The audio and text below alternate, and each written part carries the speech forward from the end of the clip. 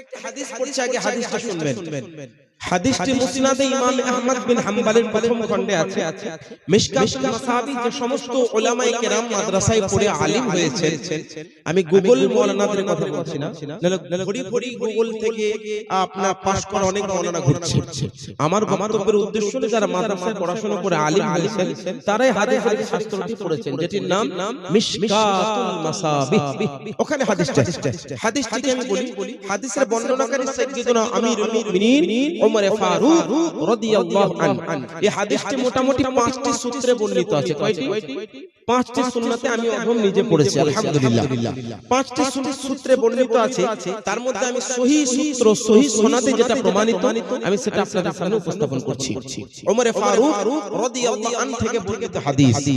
আল্লাহর নবী সাল্লাল্লাহু আলাইহি সাল্লাম একদা সাহাবাদের মাঝে বিরাজমান আছেন। সাহাবায়ে কেরামদের মাঝে আল্লাহর রাসূল আছেন। হাদিসটা কি? খাত্তা রাসূলুল্লাহ সাল্লাল্লাহু আলাইহি সাল্লাম খাত্তা। আল্লাহ রাসূল সাল্লাল্লাহু আলাইহি সাল্লাম সাহাবীদের মাঝে বসে আছেন, একটি ছোট্ট রঙের মানে ছোট্ট একটি জায়গায় মাঝখানে দাগ দিলেন।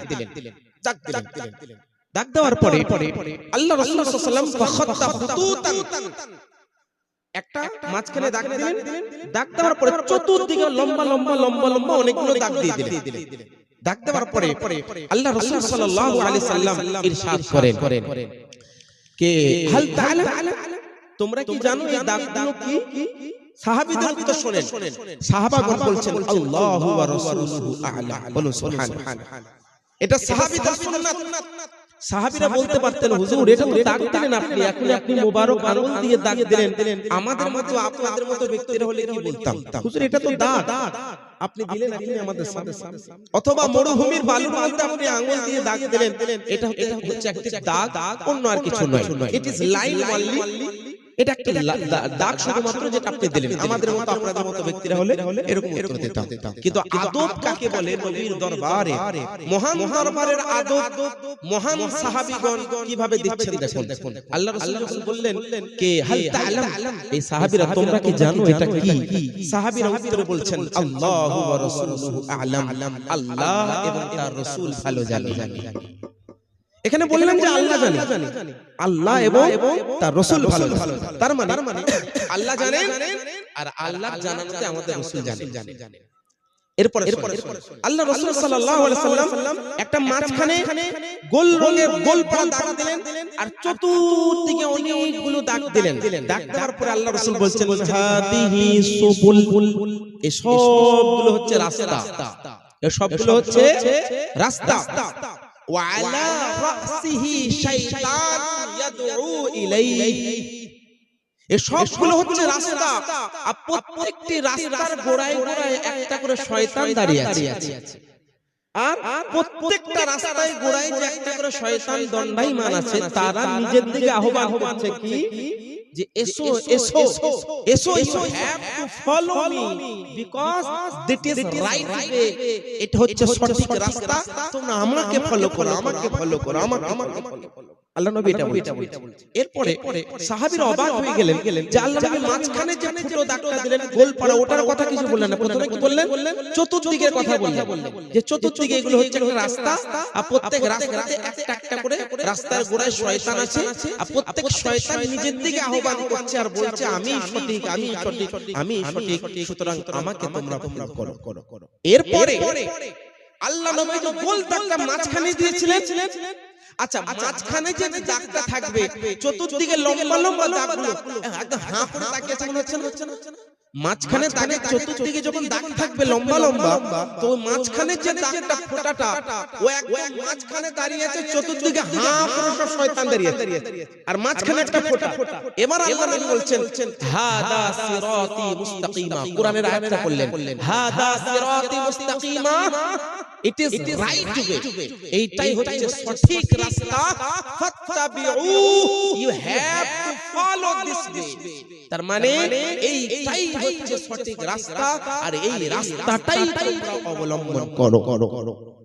এরপরে কোরআনটা শেষ হয় না কোন আয়াত আল্লাহ পাক বলছেন ফাত্তাবিউহু ওয়ালা তাত্তাবিউস সুবুলা আর বাকি যে রাস্তাগুলো আছে ডোন্ট ফলো তোমরা ওই সমস্ত বাকি রাস্তাগুলোই যেও না কোনো ভাবে যেও না বাকি রাস্তাগুলো গেলে হবে না কেন বাকি রাস্তাগুলো গেলে কি হবে ফাতাফাররাকা বিকুম আন সাবিলিহি বাকি রাস্তাগুলোই চলে গেলে এই যে মাঝখানে সঠিক রাস্তাটা এই রাস্তা থেকে তুমি বিমুখ হয়ে যাবে আর তুমি জাহান্নামগামী হয়ে যাবে আমি একটি হাদিস দিয়ে বক্তব্যটা শুরু করছি আর আপনাদের মাইন্ডসেট আমি ঠিক করার চেষ্টা করছি যে সমাজে যেগুলো চলছে এই হাদিসটাকে যদি সঠিকভাবে অধ্যয়ন করেন ব্যাখ্যা সহকারে আমি গ্যারান্টি সহকারে আল্লাহর রহমতের উপরে আশাবাদী হয়ে বলতে পারি যে আজকে সমাজে যত অন্ধকার ছেয়ে আছে এই হাদিসটা আপনাদের বোঝার জন্য it is enough for you এটাই আপনাদের জন্য যথেষ্ট হবে আল্লাহ নবী বলছেন হাদা সিরাতি মুস্তাকিমা ওই মাঝখানে রাস্তাটা হচ্ছে সঠিক রাস্তা ওই রাস্তাটাই তোমরা অবলম্বন করো বাকি এদিক ওদিক রাস্তাগুলো যেও না তা না হলে তোমরা সঠিক রাস্তা থেকে বিমুখ হয়ে যাবে আর তোমরা জাহান্নামগামী হয়ে যাবে আর এই রাস্তাটা তোমাদেরকে আল্লাহ পর্যন্ত নিয়ে যাবে হাদিসটা শেষ এবার আপনাদের কনফিউশন শুরু হুজুর how to find this way আমরা কিভাবে মাঝখানে রাস্তাটা খুঁজে পাবো আল্লাহ নবী তো ইশারা করলেন একটা বল ডাক দিলেন যে ওইটা সঠিক রাস্তা বা আমরা কি করে বুঝবো কোনটা সঠিক রাস্তা এইদিকে ডানে বলছে আমি সঠিক সে বলছে আমি সঠিক সে বলছে আমি সঠিক কেউ বলছে আমরা শুধু হাদিস আর কোরআন মানবো আই এম এ আহলে হাদিস ম্যান আমরা হচ্ছে আহলে হাদিস বলছে না গো দেখুন আমি কাউকে টার্গেট করার কথা বলছি না আমি আপনাদেরকে বাস্তবটা তুলে ধরছি এক দল বলছে আমি সঠিক রাস্তা অবলম্বনকারী আমি জান্নাতি দল আর সে বলছে আমি হচ্ছে আহলে হাদিস কোরআন হাদিস ছাড়া কিছুই মানবো না আরেক দল বলছে আমি হচ্ছি দেওবন্দি আমি হচ্ছি সঠিক আর দেওবন্দের মতো জ্ঞানী দেওবন্দের মতো সঠিক আকীদা কেউ রাখে না সুতরাং আমার দিকে এসে কেউ বলছে না আমি কোরআন মানবো বাকি কিছু মানবো না আমি হচ্ছি কোরআন ওয়ালা আহলে কোরআন আবার কিছু আছে বুঝলেন যারা বলছে নামাজ রোজা পড়ে কিছুই হবে না তোমাদের অন্তরে নামাজ হয় চলতে চলতে নামাজ হয় তারা বিরাট বড় বুঝলেন মানে পৌঁছে যাবার ব্যক্তি এই রকম আছে আবার কিছু মানুষ আছে দেখবেন যারা নিজেকে বলে না আমরা সাহাবীদেরকে মানবো তবে কিছু সাহাবী অন্য সাহাবীর উপরে এমন ভাবে বিরোধিতা করেছে যার কারণে সে সাহাবী থাকেনি তার মধ্যে কিছু আলী নিজেকে মাওলাই বলে আবার কেউ আছে যারা নিজেকে হুসাইনি বলে এইভাবে নানান ভাবে বিভাজন হয়ে গেছে না হয়নি গো আমি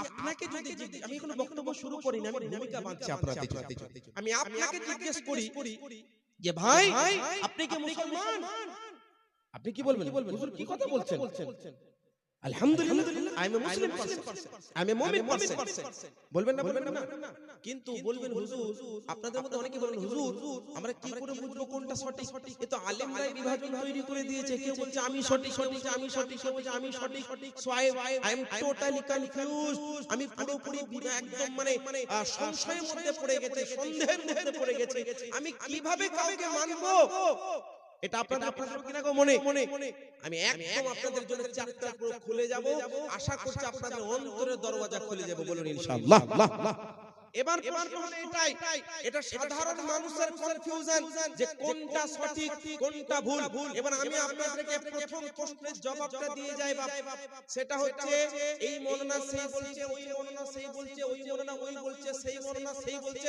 এই সব কিছুগুলো মাইন্ডে রেখেছেন তো এই হাদিসটার সঙ্গে মিলান আল্লাহ রাসূল কি বলে গেছেন মাঝখানে রাস্তাটা দিলেন আর বাকি চতুর্দিকে রাস্তার দিকে বললেন ওই রাস্তায় একজন শয়তান আছে নিজের দিকে ডাকবে ওই রাস্তায় একজন শয়তান নিজের দিকে ডাকবে ওই রাস্তায় একজন শয়তান নিজের দিকে ডাকবে তো মনে রাখবেন চতুর্দিকে যে আপনার কানের মধ্যে একদম হো হো হো হো করছে বুঝলেন মনে রাখবেন আল্লাহ নবীর হাদিসটা মনে রাখবেন যেটা আমি এখন বললাম আপনাদের সমস্ত রকমের সংশয় এবং সন্দেহ দূর হয়ে যাবে অনেকে বলে হুজুর উত্তর তো পেলাম না মাঝখানে রাস্তাটা চিনব কিভাবে তার তো কিছু আলামত আছে না নেই তার কিছু পরিচয় আছে না নেই এটাই হবে আজকে আমার বক্তব্যের মূল বিষয় এবার আপনাদের অধিকাংশ ব্যক্তি হয়তো বলে হুজুর আই ডোন্ট নো অ্যাবাউট ঈমান আমি ঈমান সম্পর্কে বুঝি না ঈমান সম্পর্কে জানি না আমি ঈমান মানে জানি নামাজ পড়া ঈমান মানে জানি রোজা রাখা, ঈমান মানে জানি যাকাত দেওয়া, ঈমান মানে জানি হজ করা, এটাই জানেন না কিন্তু অ্যাকচুয়ালি ঈমান কাকে বলে তার সংক্ষেপে আমি উত্তর দিয়ে দিই। মিশকাতুল মাসাবির প্রথম হাদিস যেটিকে হাদিসে জিবরাইল বলা হয়,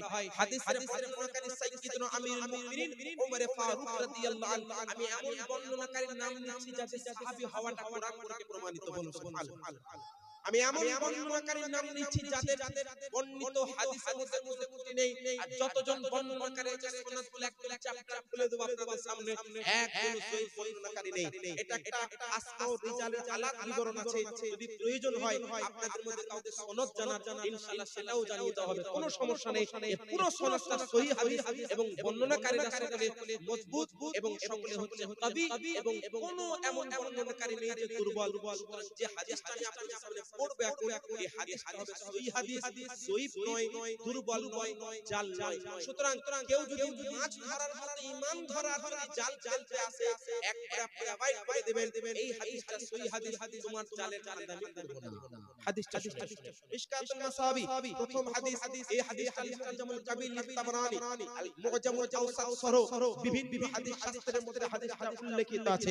হাদিসটা কি লম্বা হাদিস, আমি সংক্ষেপে বলবো। বিভিন্ন জায়গায় হাদিসটা আমি পেশ করে থাকি, কারণ ঈমান পরিচয় দেওয়ার জন্য হাদিসটা বলা দরকার।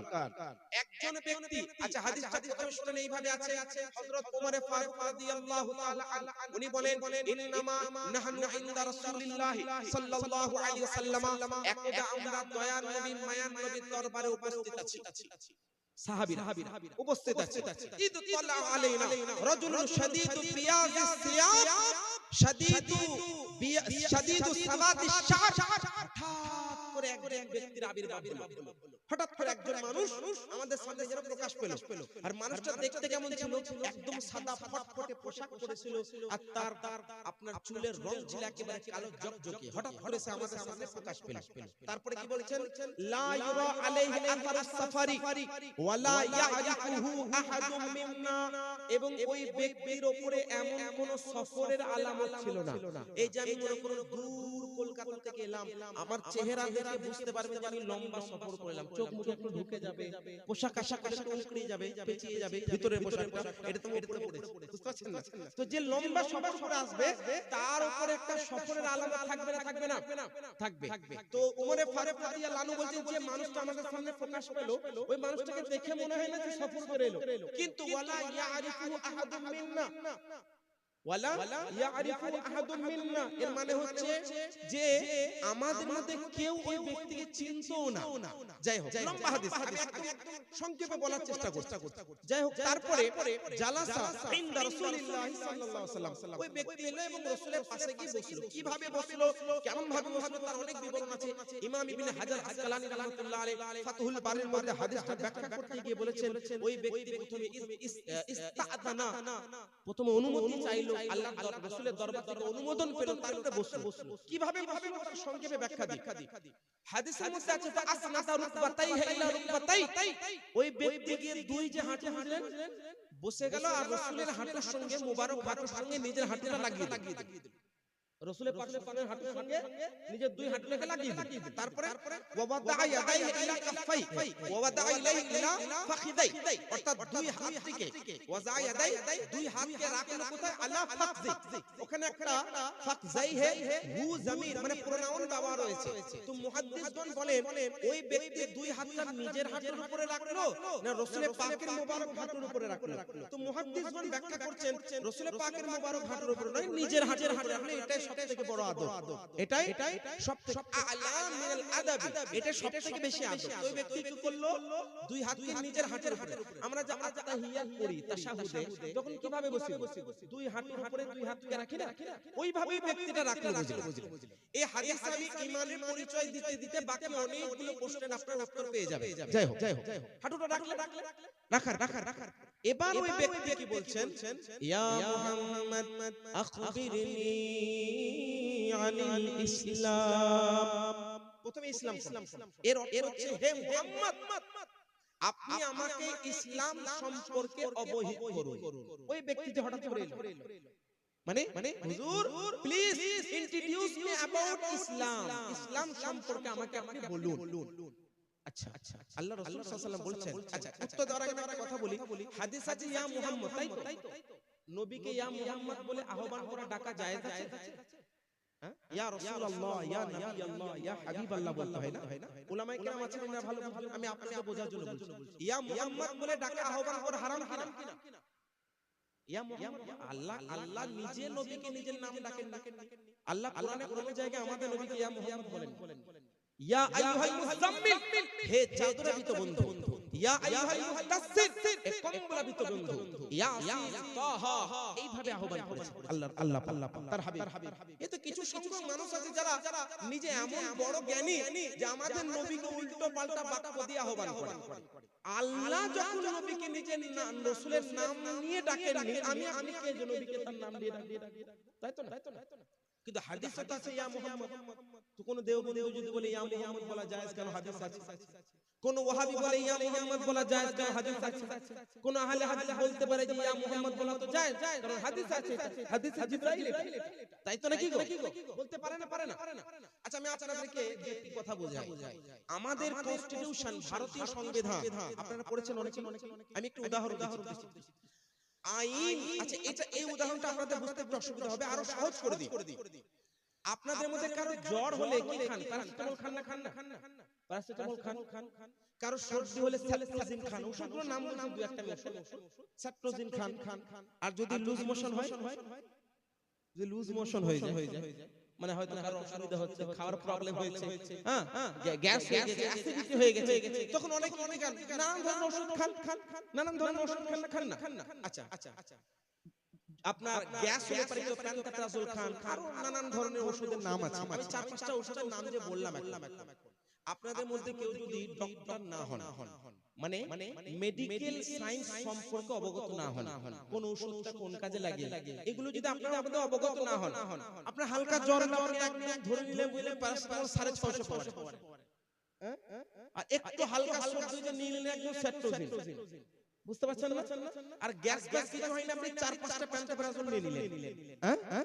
আবার দেখা গেল যে লুজ মোশন আপনার হয়তো হয় না, আপনি বুঝতে লুজ মোশনে এক দুবার গিয়েছেন, আর 4-5টা লুজ মোশনের ওষুধ খেয়ে নিলেন। লুজ মোশন হবে এমন টাইট হবে যে আপনার ভিতরে ফেটে বেরিয়ে যাবে। হবে না? কেন?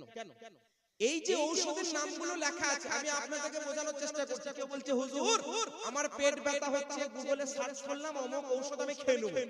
আমার জ্বর হয়েছে, আমি গুগলে সার্চ করলাম আমি প্যারাসিটামল খেয়ে নেব। আমার গ্যাস হয়েছে, আমি গুগলে সার্চ করে প্যান্টাপ্রাজোল খেয়ে নেব। এই যে ওষুধগুলোর নাম বললাম, আমি আপনি কারো যদি অসুবিধা গুগল থেকে সার্চ করে খেয়ে নেন, সবার কি কাজ হবে?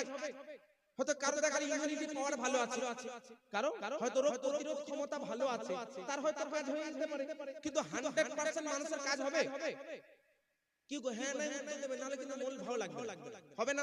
কেন হবে না?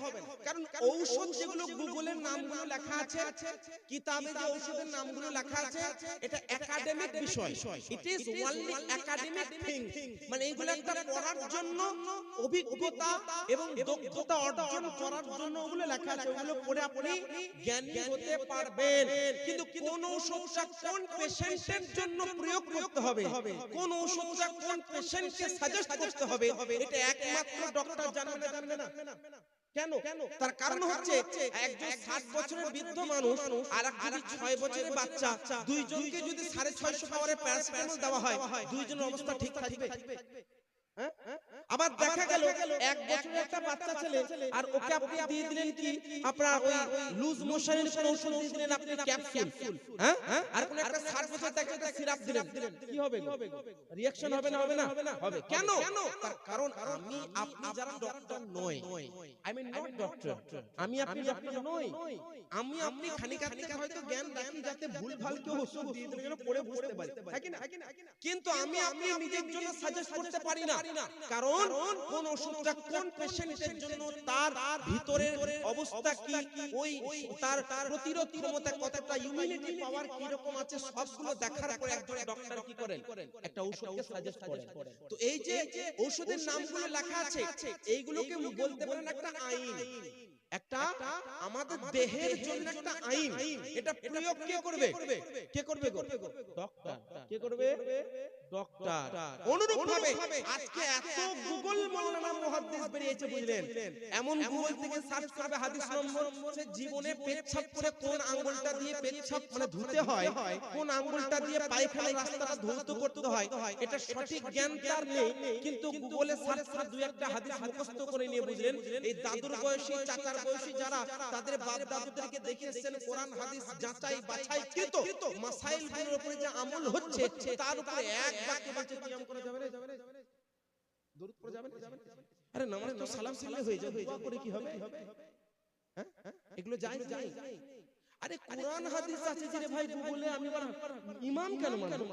হ্যাঁ আমার চোখ আছে, আল্লাহ জ্ঞান বুদ্ধি দিয়েছে, আমার কাছে মোবাইল আছে, আইফোন আছে রে ভাই, আমি মোবাইল সার্চ করব, আমি হাদিস পেয়ে যাব, আমি নিজেরই সার্চ করব, নিজে বুঝবো, নিজে জ্ঞান বোধ আল্লাহ দিয়েছে, আমি নিজে পড়ব, নিজে আমল করব।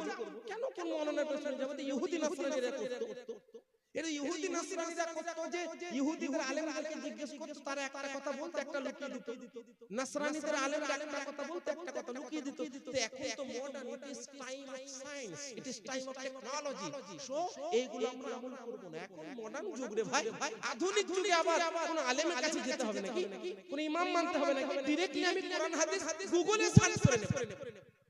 গুগল ইউনিভার্সিটি থেকে পাস করা অনেক মৌলানা বেরিয়েছে না বেরিয়ে, তো ওদেরকে বলতে হবে ভাই গুগলে যেগুলো দেওয়া আছে আমরাই দিই, গুগলে যেগুলো দেওয়া আছে তোমার জন্য নয়, যে গুগলে দেওয়া আছে একাডেমিক বিষয়, যারা জ্ঞানী তারা ওখান থেকে হয়তো দেখলো, রেফারেন্স দিল, বা যারা দিয়েছে প্রয়োগ করার ক্ষমতা তোমার নেই। তোমাকে 20 বছর আগে আছিলা আলু দিয়ে ভাত খেয়ে মাদ্রাসায় পড়তে হবে, তবে তোমার মধ্যে জ্ঞানটা আসবে।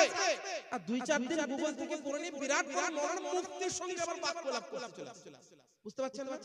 আমরা বুখারী পড়াচ্ছি আলহামদুলিল্লাহ, আমি এগুলো অহংকারের জন্য না, এগুলো নিয়ামত একটা আল্লাহর, আমি প্রকাশ এই জন্য করছি যাতে কারো আরো বেশি আগ্রহী হয়, কেউ হয়তো আমার থেকে বড়, আরে আমরা তো ছোট, আমরা কিছু জানি না, আল্লাহ যেটুকু দিয়েছে। আমি একটা উদাহরণ দিচ্ছি, আলহামদুলিল্লাহ আমি আমার নিজের কথা যদি বলি না, মিজানুল শাইখ থেকে শুরু করে নিয়ে সহিহুল বুখারী পর্যন্ত পড়ার জামানাতে তাকরার করেছি, পড়ার জামানাতে 2টা-3টা ব্যাচ কেন পড়াতাম, এখনো বুখারী পড়ায়।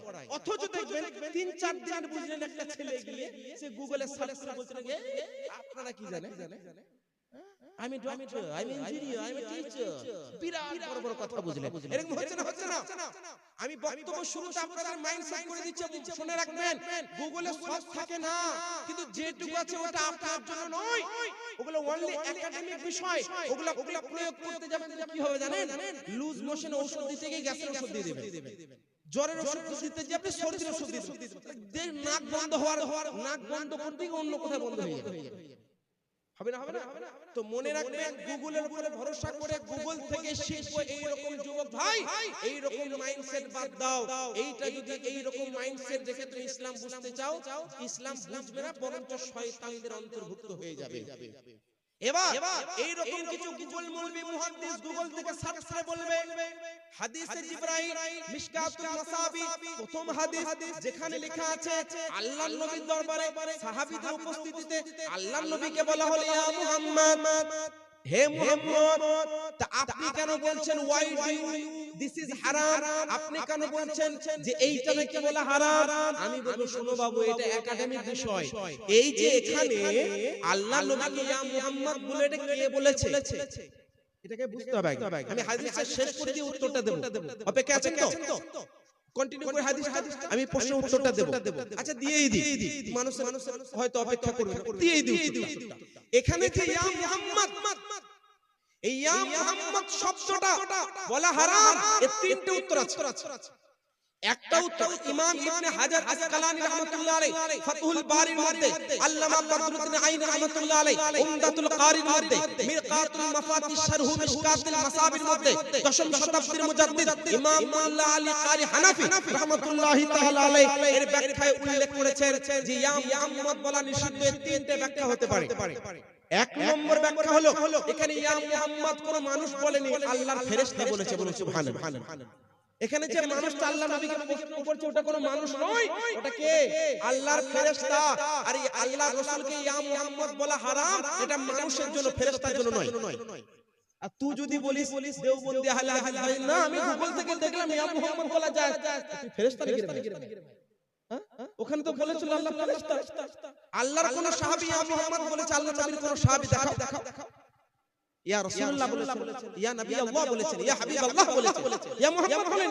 এটা কে বলেছে? জিবরিল, আল্লাহর ফেরেশতা। সুতরাং আল্লাহর ফেরেশতা যেটা বলেছে ওটা মানুষের উপর তুমি যদি সাব্যস্ত করো এটা ভুল ফতোয়া হবে না, হয় না? আচ্ছা, 2 নম্বর উত্তর শুনেন। এটা 2 নম্বর উত্তর হচ্ছে, মুহাদ্দিসিনে কেরামগণ বর্ণনা করেন আল্লাহর নবীকে ইয়া মুহাম্মদ বলে আহ্বান করা রাসূল পাক যখন বাহ্যিক জীবনে ছিলেন তখন হারাম। রাসূল পাকের ওয়াফাতের পরে ইয়া মুহাম্মদ সাল্লাল্লাহু আলাইহি ওয়াসাল্লাম বলা যায়। আর 3 নম্বর উত্তর শুনেন।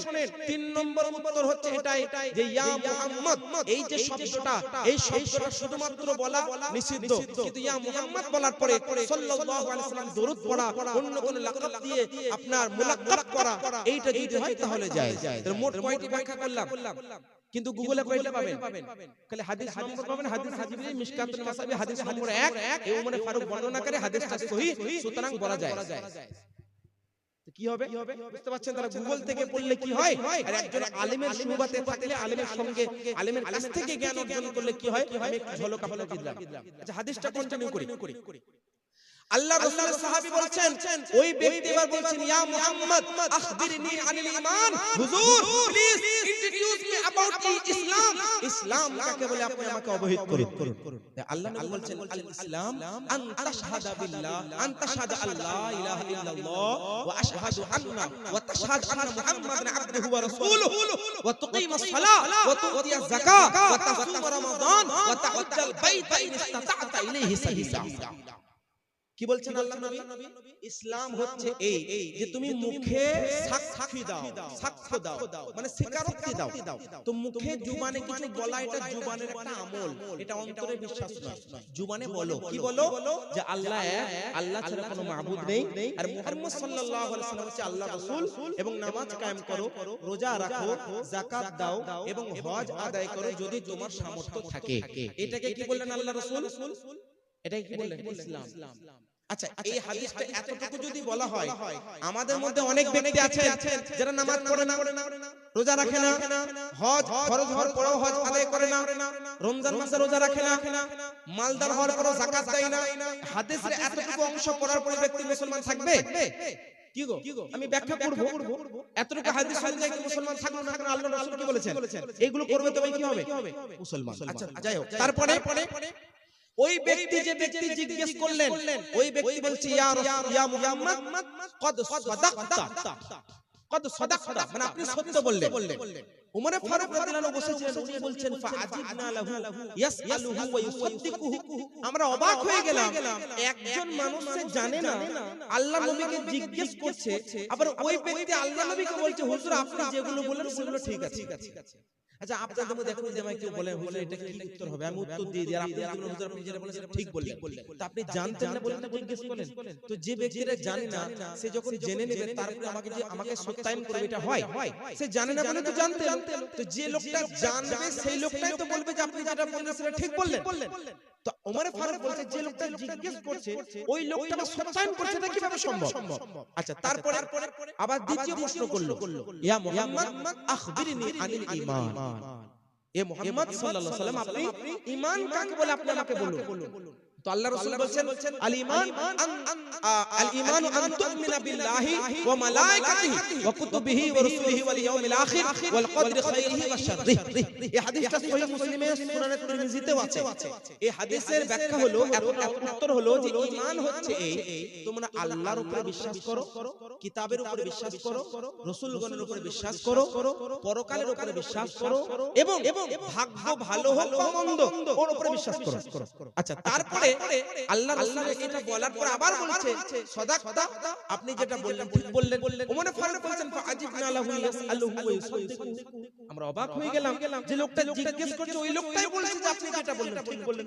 আচ্ছা, হাদিসটা অনেক লম্বা, কিন্তু আমার যেটা উদ্দেশ্য এতটুকুনে পূরণ হয়ে যাচ্ছে। তো আমি হাদিসের শেষ অংশটা বলি। হাদিসের শেষ অংশ। আচ্ছা, ওই লোকটা আরো অনেকগুলো প্রশ্ন করেছিলেন, প্রশ্ন করার পর উনি বেরিয়ে চলে গেলেন। এরপরে আল্লাহ নবী তখন জিজ্ঞেস করছেন, এ সাহাবাগণ, তোমরা কি জানো ওই লোকটা কে? এখানেও এক উত্তর। আল্লাহ রাসূলের সাহাবীরা বললেন আল্লাহু ওয়া রাসূলুহু আ'লাম, আল্লাহ এবং তার রাসূল ভালো জানেন। এরপরে আল্লাহ বলছেন ইন্নাহু জিবরাইল, ইন্নাহু জিবরাইল ইউআল্লিমুকুম দীনাকুম, উনি হচ্ছে মানুষ নয়, আল্লাহর প্রধান ফেরেশতা জিবরিল তোমাদেরকে তোমাদের দ্বীন শিখিয়ে গেল। বলো সুবহানাল্লাহ। এখানে দ্বীনের যে মৌলিক বিষয় ঈমান কাকে বলে, আমি আপনি বলি নিজেকে মুসলমান মুমিন, এখানে ঈমান কার নাম তার ব্যাখ্যা দিয়ে দিলেন আল্লাহর নবীর দরবার থেকে। আল্লাহর নবী দিলেন আর আল্লাহর প্রধান ফেরেশতা এসে আমাদেরকে বলে দিলেন সেটা কি, ঈমান হচ্ছে মনের বিশ্বাসের নাম আর ঈমান প্রকাশকারী হচ্ছে আমলের নাম। नारे तकबीर, नारे रिसालत, मसलाके आला हज़रत, उलमाए अहले सुन्नत, मुफ्ती मौलाना मोहम्मद अबू बकर मिसबाही साहेब, नारे तकबीर, नारे रिसालत। আচ্ছা বলুন তো, প্রথম অংশে কি হলো? আল্লাহ বলছেন ইসলাম হচ্ছে মুখে বলা, সাক্ষ্য দেওয়া, নামাজ পড়া, রোজা রাখা, হজ আদায় করা, যাকাত দেওয়া, এগুলো মনের বিশ্বাস না আমল? জোরে বলুন, কথা বুঝতে পারছেন না? মুখে কিছু বলবেন এটা মুখের আমল, যাকাত দিবেন এটা আমল, রোজা রাখবেন এটা আমল, হজ করবেন এটা আমল। তো আল্লাহর নবী আমলটাকে ইসলাম বললেন। আর ঈমান কাকে বললেন? মনে বিশ্বাস করো আল্লাহর উপরে, নবীর উপরে, আসমানি কিতাবের উপরে, রাসূলের উপরে, ফেরেশতার উপরে, আখিরাতের উপরে, ভাগ্যের উপরে। এগুলো কি? এগুলো ইট ইজ বিলিভ, এগুলো হচ্ছে বিশ্বাস। তো আল্লাহর নবী নামাজ, রোজা, হজ, যাকাত আমলগুলোকে ইসলাম বললেন আর বিশ্বাসটাকে কি বললেন? ঈমান। তো এখানে একটা প্রশ্ন হয়তো জাগতে পারে, হুজুর হোয়াট ইজ ডিফারেন্সিয়েট বিটুইন ঈমান এন্ড ইসলাম? ঈমান এবং ইসলামের মাঝে পার্থক্য কি? দুটো তো আলাদা আলাদা বলছেন। এর উত্তর অনেকগুলো আছে, আমি একটা উত্তর দিচ্ছি শুনেন।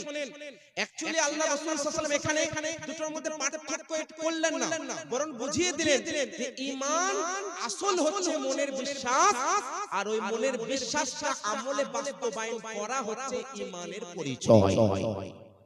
সুতরাং আপনার মনে ঈমান আছে কি নেই এটা আপনি আমল দ্বারা বাস্তবায়ন করবেন, তবেই হচ্ছে আপনি পাক্কা সাচ্চা কামিল মুমিন। সুতরাং একজন মুমিন সেই মুসলমান, একজন মুসলমান সেই মুমিন। আচ্ছা আমরা হানাফি মাযহাবের লোক তো বলি, আমরা হানাফি মাযহাবকে মানি।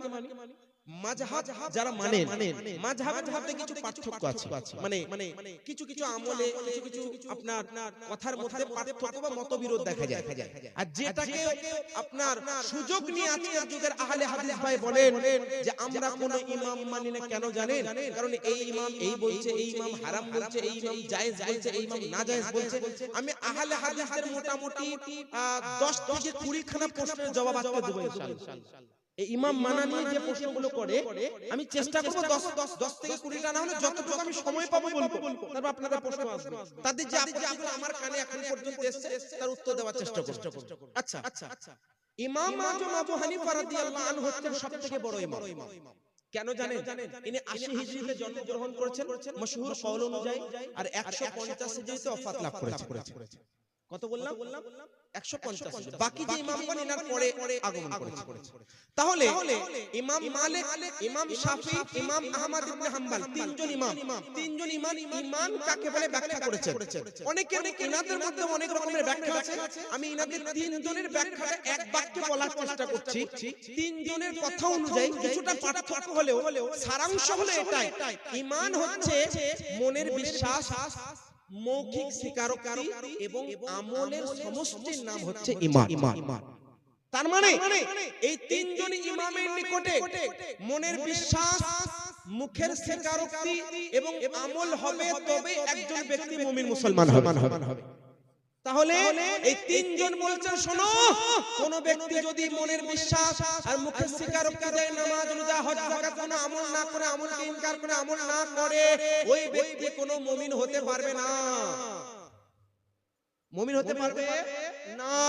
ইনাদের মধ্যে একজন ইমাম, ইমাম আহমদ ইবনে হাম্বল রাহমাতুল্লাহ আলাইহি বলেছেন মনের বিশ্বাস, মুখের স্বীকারোক্তি এবং আমল এবং আস্থা, you have to respect the prophet Muhammad sallallahu ta'ala alaihi wasallam. মনের বিশ্বাস, মুখের স্বীকারোক্তি, আমল এবং নবীর প্রতি আস্থা, তবে একজন ব্যক্তি মুমিন হতে পারে।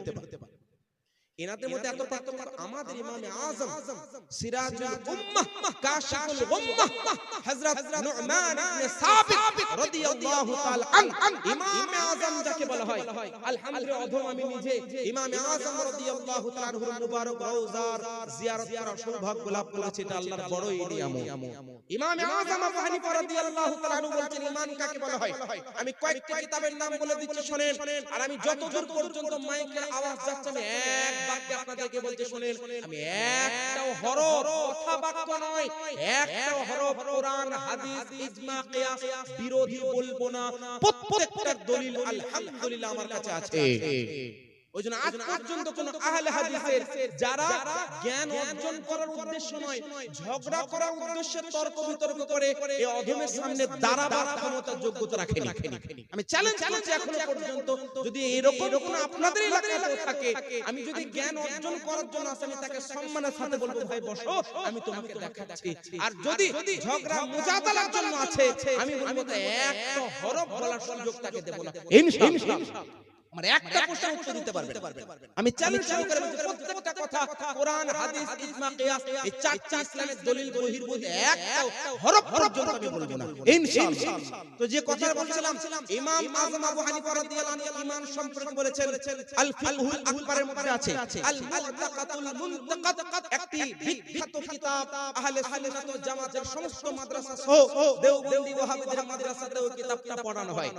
এবং আমার আপনার সকলের ইমাম ইশক মুহাব্বত আলা হযরত ইমাম আহমদ রাজা খান কুদ্দুস সিররুহু এই কিতাবের হাশিয়া লিখেছেন, ব্যাখ্যা করেছেন আল মুতামাদুল মুস্তানাদ, যেখানে উনি ব্যাখ্যা করেছেন ইমাম কাকে বলে, এবং শারহুল আকাইদিন নাসিয়ার মধ্যে এই কথাটা উল্লেখ আছে, যেটা আমি আপনাকে বলছি এরকম 50 খানা কিতাবের হাওয়ালা দেওয়ার আলহামদুলিল্লাহ ফায়জানে তাজুশ শরিয়া রাহমাতুল্লাহ আলাইহির মুবারকে বলার ক্ষমতা যোগ্যতা আল্লাহ দান করেছে। আমি কয়েকটি কিতাবের নাম দিলাম, সমস্ত কিতাব ঘেটে দেখে নেবেন, যেখানে বলা হচ্ছে ঈমান বলা হয়, ইমামে আযম আবু হানিফার নিকটে ঈমান বলা হয় একমাত্র আত-তাসদীকু বিল কলব। ঈমান একটা হয় আত-তাসদীকু বিল কলব ওয়াল ইকরার বিল লিসান ওয়াল আমাল বিল জাওয়ারিহ। এর মানে হচ্ছে অন্তরের বিশ্বাস, মুখে প্রকাশ এবং আমলে বাস্তবায়ন, তিনটে জিনিস। ইমাম আযম আবু হানিফা বলেন মনে বিশ্বাস করা এটাই হচ্ছে অ্যাকচুয়ালি এবং আসলেই ঈমান। এটা হচ্ছে আসলেই ঈমান। এবং কেউ মুমিনকে মুমিন নয় এটা সাব্যস্ত করার জন্য মুখের স্বীকারোক্তি করা হচ্ছে জরুরি। সুতরাং ইমাম আযম বলেন ঈমান হচ্ছে মনের বিশ্বাস এবং মুখের স্বীকারোক্তির নাম, তবে আমল হচ্ছে ঈমানের পরিচয়। আর এটা হাদিসের মধ্যে আছে লিকুল্লি শাইইন আলামুন ওয়া আলামুল ঈমান আস-সালাহ, প্রত্যেকটা জিনিসের একটা নির্দিষ্ট পরিচয় আছে। ঈমানের পরিচয় হলো নামাজ, মানে আমল। সমস্ত আমলের মেন আমল হচ্ছে নামাজ, সেই জন্য আল্লাহ নবী আমলের দিকে ইঙ্গিত করেছেন ঈমানের পরিচয় হলো নামাজ। তো যারা এই কথাই বলে হানাফি মাযহাবের মাসলা নাকি হাদিস বহির্ভূত, আমি বলবো ইমাম আযম ঈমানের সমস্ত শাখা প্রশাখা বয়ান করার আগে ঈমান বলেছেন তো সহিহ হাদিসের আলোকে বলেছেন। কেন? আল্লাহ নবী বলেছেন প্রত্যেকটা জিনিসের পরিচয় আছে, আর ঈমানের পরিচয় হলো নামাজ। ইমাম আযম রাদিয়াল্লাহু আনহু বলেন ঈমান হচ্ছে আসল মনের বিশ্বাস, মৌখিক স্বীকারোক্তি, আর তার পরিচয় হচ্ছে আমল। তো ঈমান কাকে বলে? চারজন ইমামের নিকটে সংক্ষিপ্ত আকারে আপনারা বুঝতে পারলেন না? পেরেছেন না? আচ্ছা, এবার একটা জিনিস কিন্তু আপনারা অনেকে হয়তো মাইন্ডের মধ্যে রেখেছেন, হুজুর how to find this right way, ওই যে সঠিক রাস্তাটা প্রথম হাদিসটার মধ্যে বলেছিলাম আল্লাহ নবী মাঝখানে গোল দাগ দিলেন, ওই রাস্তাটা কিভাবে চিনব, ওই রাস্তার পরিচয় এবার আমি দেওয়া শুরু করছি, খুব মনোযোগ দিয়ে আপনারা শুনবেন। ঈমান একজন মুমিন, একজন মুসলমান। আচ্ছা, অনেকে দেখছি হয়তো একটু দ্বিধাবোধ করছেন, মনে রাখবেন আপনাদের জন্য বড় উপহারে কোন রাখা আছে। ওই যে অন্ধকার ছেয়ে আসছে না গুমরাহিয়াতের পথভ্রষ্টতার, সেগুলো দূরীভূত করার জন্য আইটেম বোম আলহামদুলিল্লাহ আমার অন্তরে কোন আছে দেব, একটু পরে আপনারা খালি মনোযোগ দিয়ে খালি একাডেমিক বিষয়গুলো জানুন, যাতে আপনার আমাদের ঈমানগুলো আরো কামিল হয়। খুব মনোযোগ দিয়ে শুনেন। ঈমান এবং মুমিন মুসলমান পুরো কোরআনের মধ্যে মুমিন মুসলমানের মোটামুটি 15 খানা গুণ বয়ান করা হয়েছে। কয়খানা? অনেকগুলো আছে, আমি যতটুকু পড়েছি মুখ্যভাবে 15টি গুণ আছে। কয়টি? তার মধ্যে প্রধান গুণ হচ্ছে 11টি। কয়টি? 11টি। আপনারা অনেকে পড়েন কিন্তু হয়তো ভাবেন আমি একদম 11টা গুণের কথা বলছি, শুনেন। পবিত্র কোরআন পারা নম্বর 18 সূরা মুমিনুন আয়াত নম্বর 1 থেকে নিয়ে আয়াত নম্বর 11 পর্যন্ত 6টা গুণ বয়ান করা হয়েছে। কয়টা গুণ? শুনেন, আমি পুরোটা আয়াত পড়ছি যেখানে 6টা গুণ বয়ান করা আছে। মনোযোগ লাগবে আপনাদের, একদম নিস্তব্ধভাবে। আল্লাহ পাক বলেন, বিসমিল্লাহির রহমানির রহিম, قد أفلح المؤمنون الذين هم في صلاتهم خاشعون والذين هم عن اللغو معرضون والذين هم للزكاة فاعلون والذين هم لفروجهم حافظون إلا على أزواجهم أو ما ملكت أيمانهم فإنهم غير ملومين والذين هم لأماناتهم وعهدهم راعون والذين هم على صلواتهم حافظون سبحان الله। আল্লাহ পাক মুমিনের এখানে 6টি গুণ বর্ণনা করেছেন। একজন মুমিন মুসলমান, পাক্কা মুমিন মুসলমান কখন হতে পারবে? আল্লাহ পাক বলছেন, قد أفلح المؤمنون, মুমিন মুসলমান কামিয়াব হয়ে গেল, তারা সফল কাম হয়ে যাবে। কখন সফল কাম হবে? আল্লাযীনা হুম ফি সালাতিহিম খাশিউন, যখন তারা নিজেদের নামাজের মধ্যে নম্র বিনয়ী থাকবে। একটা গুনতে থাকবেন, কয়টা হলো? আমি এক একটা বলবো, এক একটা প্রশ্ন উত্তর দেব। এই বারবার যদি হাত ঝাড়বেন নামাজে বিনয় হবে? এরকম আছে না? রুকুতে যাচ্ছে তাও হাত ঝাড়ছে, শুরু করছে তাও হাত ঝাড়ছে, সাজদাতে করছে তাও হাত ঝাড়ছে। আরে তোর প্যান্টটা খুলে পালাবে দিলে, খানিক দল যদি তাও ঝাড়তেই বাস হবে না, হবে না, হবে না। তে নামাজে নম্র হলো, বিনয় হলো। আর কোরআনে বলছে কোন ব্যক্তি কামিয়াব? যে ব্যক্তি নামাজে নম্র এবং বিনয়। আমার একটাও কথা কাটার ক্ষমতা কোন আহলে হাদিস ভাই, পুরো আহলে হাদিস জগতের কোন আলেমের নেই। আমি চ্যালেঞ্জ গেলাম, কোন আলেমের নেই। আমি এটা কোন অহংকারের কথা নয়, এটা হক আহলে সুন্নাত ওয়াল জামাত মাসলাকে আলা হযরত আলেমদের মুখের আওয়াজ, যেটা হক পন্থীদের কথা। কারণ আল্লাহ পাক বলেন জা আল হক ওয়া যাহাকাল বাতিল, যদি সত্য আসে অটোমেটিক্যালি যারা বাতিল তারা মিটে যাবে। সুতরাং কোন আজকের যুগে ভ্রষ্ট গুমরাহ দলের হিম্মত হবে না ইনশাআল্লাহ তাআলা একটা কথা কাটার মত। আল্লাহ পাক বললেন যারা নামাজে বিনয়, নামাজে নম্র, বিনয় কখন হবে?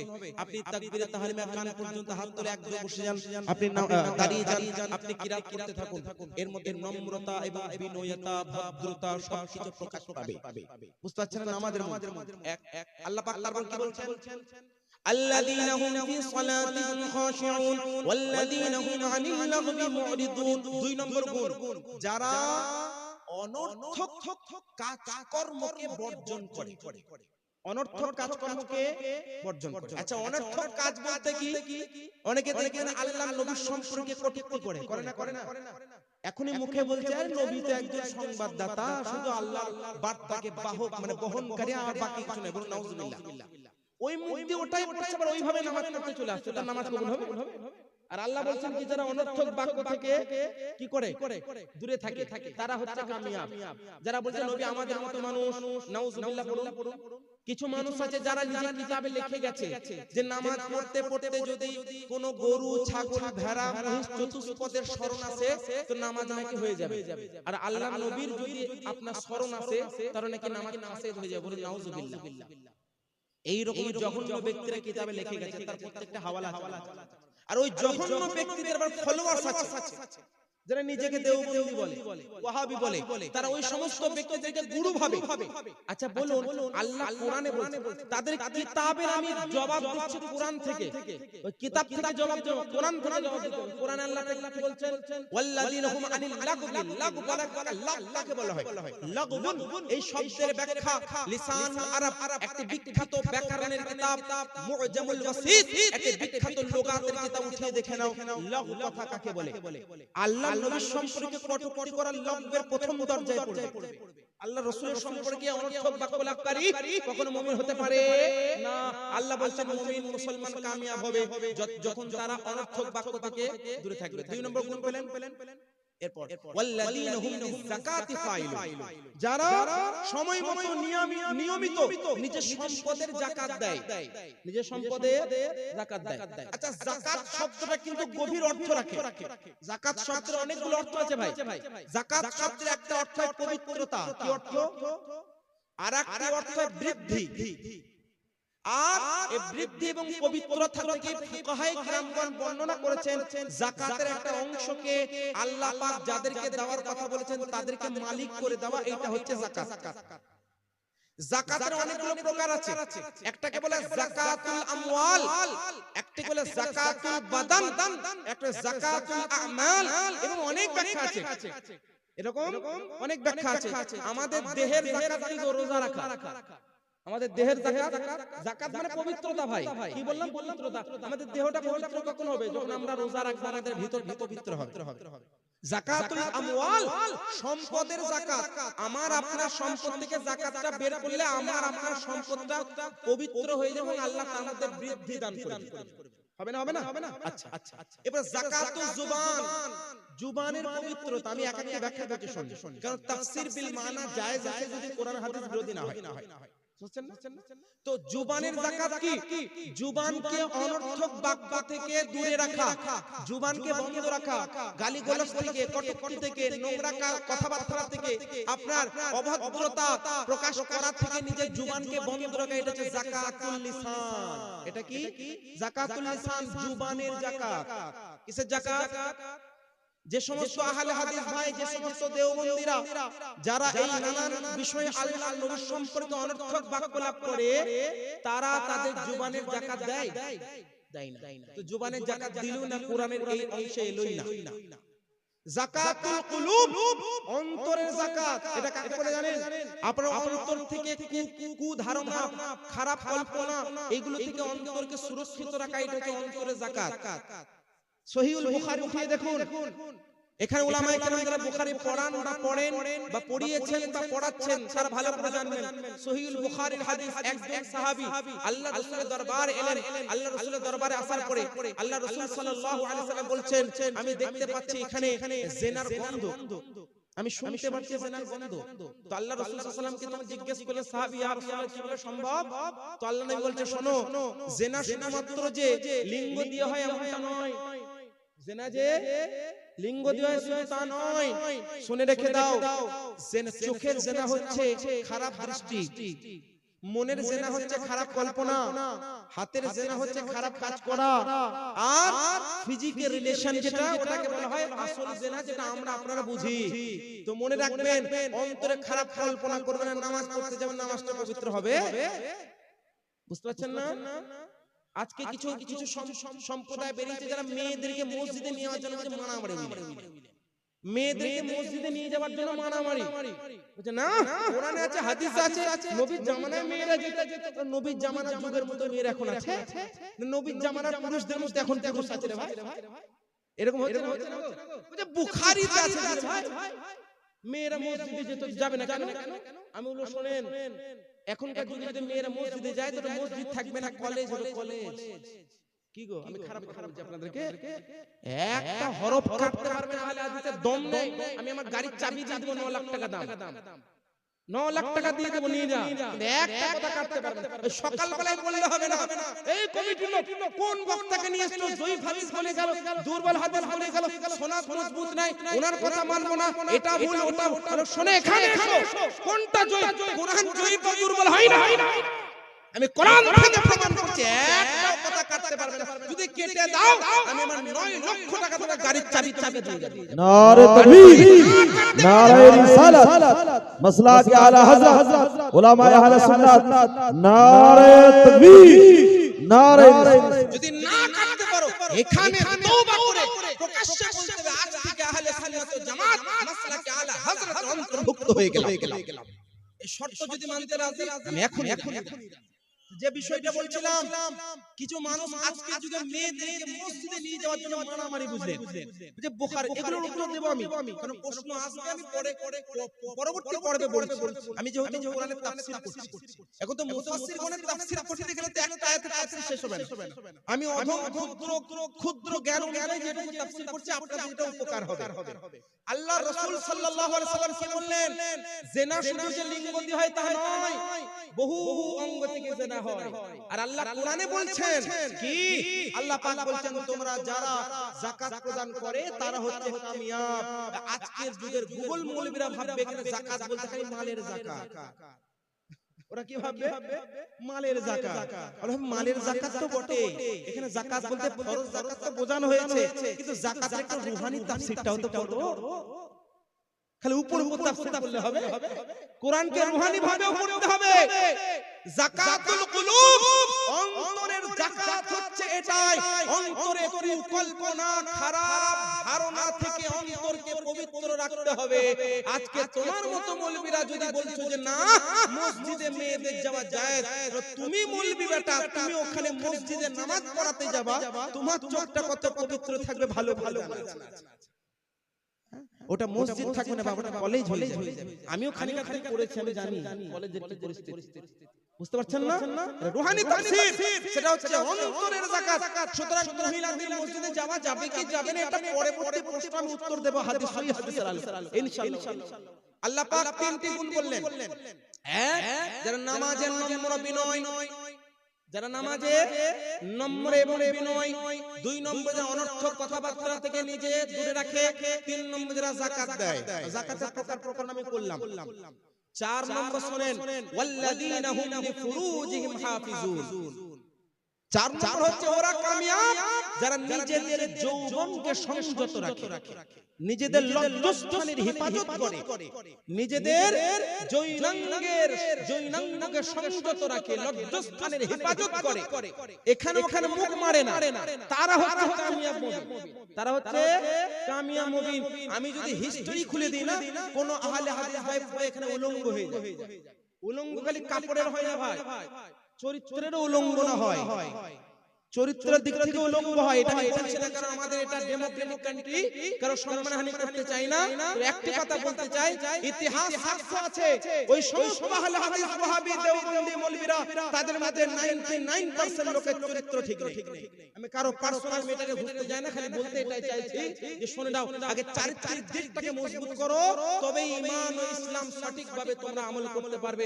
না হলে মেয়েদেরকে মসজিদে নিয়ে যাওয়ার জন্য মারামারি করতে সহিহ হাদিস দেখাচ্ছ, তার রূহানি তাফসীর রূহানি ব্যাখ্যা তোমরা বোঝো না। তো আমি চারটি গুণ বললাম কি? যারা নিজেদের লজ্জাস্থানের হেফাজত করে। আচ্ছা, কিছু আজকের যুগে অমুসলিম ব্যক্তি আছে, আজকের যুগে কিছু অমুসলিম ব্যক্তি আছে যারা ইসলামকে টার্গেট করে। এরাও বড় অমুসলিম নয়। এই আহলে হাদিস বলেন, দেওবন্দি বলেন, ওয়াহাবি বলেন, এরা যদি কট্টর হয় না, এরাও মুসলমান নয়। কিন্তু যারা আসলেই নামে অমুসলিম, তারা কিছুটা টার্গেট করে ইসলামের উপরে। আপনি ইসলাম ধর্মে তো বান্দি প্রথা ছিল, বান্দি প্রথা জানেন? আগেকার যুগে কি ছিল জানেন? মানে কোন মেয়েদেরকে কেনা বেচা হতো, আর দাসী স্বরূপ তারা থাকতো, দাসী স্বরূপ তারা থাকতো। তো আজকে যুগে কিছু মানুষ বলে ইসলাম ধর্মে তো কেনা বেচা হতো মেয়েদের, এরা বলে মেয়েদেরকে কি সম্মান দেবে? এরকম কথাবার্তা বলে না। মনে রাখবেন, ইসলাম ধর্মে এটা ছিল না, বরং ইসলাম আসার আগে ওই মক্কাতে এই ধরনের খারাপ কাজটা প্রচলিত ছিল। ইসলাম আসার পরে ধীরে ধীরে এই কাজটাকে বন্ধ করার নির্দেশ দিয়েছেন। যেমন কেউ যদি কসম খেলো, কসম ভেঙে দিল, কোরআন বলছে একটা গোলামকে আজাদ করে দাও। কেউ যদি নিজের স্ত্রীর সঙ্গে জিহাদ করলো, আল্লাহ কোরআনে বলছে একটা বান্দি বা একটা গোলামকে আজাদ করে দাও। নানান ক্ষেত্রে আল্লাহ পাক জরিমানা স্বরূপ গোলাম দাসীকে আজাদ করার কথা বলেছে। সুতরাং ইসলাম এটা করতে বলেনি, বরং চলছিল ওটাকে বন্ধ করেছে। আচ্ছা, তাছাড়া ইসলাম ধর্মে প্রাথমিক কালে যে ছিল এটা ভালো উদ্দেশ্য ছিল। উদ্দেশ্যটা কি মনে রাখবেন? আজকের যুগে অধিকাংশ, আজকে যদি রিসার্চ করা হয়, একটা পুরুষের তুলনায় মেয়েদের সংখ্যা কিন্তু বেশি। মেয়েদের সংখ্যা বেশি। তো মনে রাখবেন একটা পুরুষ যদি একটার জায়গাতে দুইটা বিবাহ করে, অথবা যদি সেই যুগের কথা বলছি দুইটা যদি বাঁধিও থাকে, তো কমসে কম একটা মহিলা একটা পুরুষের অন্তর্গত তো থাকলো, তার মান সম্মানটা বেঁচে থাকলো, এবং সে চাইলে বিবাহ করে তাকে মর্যাদা দিতে পারলো, না হলে কমসে কম ওর হেফাজতে তো থাকলো। আজকের যুগের মধ্যে এরকম বিভিন্ন নানান ভাবে খারাপ কাজে তো লিপ্ত হয়ে যায়, দেহ ব্যবসাতে লিপ্ত হয়ে যায়। তো তার থেকে তো ইসলাম ভালো নির্দেশ দিয়েছে না, দেয়নি? তো এরকম কিছু মানুষ আছে যারা ইসলামের উপর হামলা করে। তো আল্লাহ পাক বলছেন নিজেদের লজ্জাস্থানের হেফাজত করো। হলো এরপর 5 নম্বর গুণ শুনেন। আল্লাহ পাক বলছেন ওয়াল্লাযীনা হুম আলা সালাওয়াতিহিম ইউহাফিজুন, যারা নিজেদের নামাজগুলোর হেফাজত করে। আচ্ছা, নামাজ তো পড়া হয়, নামাজ হেফাজত করা হয় মানে হেফাজত কাকে করা হয়? কোন একটা জিনিস, মানে কোন একটা বাহ্যিক জিনিস দিয়ে হেফাজত করে, বাহ্যিক জিনিসের হেফাজত হয়। বাহ্যিক না হলে আপনার হেফাজত বোঝা অসুবিধাজনক। কোন একটা বাহ্যিক জিনিস, আপনার মোবাইল আছে, মোবাইল হেফাজত করুন, টাকা পয়সা আমানতের হেফাজত করুন, আমার কাপড় পোশাকের হেফাজত করুন, একটা বাহ্যিক জিনিসের হেফাজত করা হয় না, হয় না? কিন্তু কোরআনে আল্লাহ পাক কি বলছেন? নামাজের হেফাজত করো। কেন জানেন? কারণ কোরআনে আরেক জায়গায় সূরা মাউনের মধ্যে আল্লাহ পাক বলেন ফাওয়াইলুল লিল মুসাল্লিন, যারা নামাজ পড়ে তাদের জন্য জাহান্নাম। আজকে যুগে কিছু আহলে হাদিস কি যে দেওবন্দীরা বলে কি জানেন, নাকি নামাজ পড়ে নাকি নবুয়ত পাওয়া যায়। বলুন নাউজুবিল্লাহ। আজকে যুগে কিছু মানুষ বলে নামাজ পড়ে নাকি আপনার নবুয়ত পাওয়া যায়। নাউজুবিল্লাহ। এরকম নানান ব্যক্তি আবির্ভাব ঘটেছে আজকের যুগে। তো মনে রাখবেন আল্লাহ বলেন নামাজীদের জন্য জাহান্নাম। ওয়াইল, এটার অনেকগুলো ব্যাখ্যা আছে। ইমাম ফখরুদ্দিন রাজি আত-তাফসীরুল কবিরের মধ্যে ব্যাখ্যা করছেন জাহান্নামের 7টি নাম আছে। কয়টি নাম? জাহান্নামের 7টি নাম আছে, তার মধ্যে একটি জাহান্নামের নাম হচ্ছে ওয়াইল। কি বললাম? ওয়াইল। তো কোরআনে এখানে ওই জাহান্নামের কথা বলেছে যে নামাজীদের জন্য ওই জাহান্নামটা, মানে স্পেশাল যেটা দেওয়া হবে। কোন নামাজীকে জানেন? হুম আলা সালাতিহিম হুম আন সালাতিহিম সাহুন, আল্লাযিনা হুম আন সালাতিহিম সাহুন, যারা নিজেদের নামাজ থেকে ভুলে গেছে। এই যে ভুলে গেছে নিজের নামাজকে, এর অনেকগুলো ব্যাখ্যা। এক সে বুঝলেন বাড়িতে বসে গল্প গুজব করছে, আজানও শেষ, নামাজও শেষ, টাইমও শেষ, নামাজকে ভুলার অর্থ এটা। আর 2 নম্বর অর্থ, সে নামাজ পড়ছে আর মুখে বলছে যে নবী আমাদের মতো মানুষ, ওর নামাজ মনে থাকবে? ওর নামাজ মনে থাকবে যে নামাজে নবীর নাম মানি না, নামাজ হবে না। नमाज का आगाज नाम मुस्तफा से होता है, नमाज का इख्तिताम नाम मुस्तफा से होता है।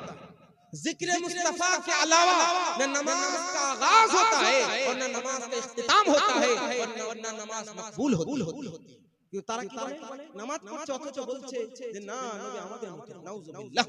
তো মনে রাখবেন কেউ ধোঁকা খাবেন না তাসবিহ দেখে, কেউ ধোঁকা খাবেন না নামাজ দেখে, কেউ ধোঁকা খাবেন না রোজা দেখে, কেউ ধোঁকা খাবেন না আমল দেখে।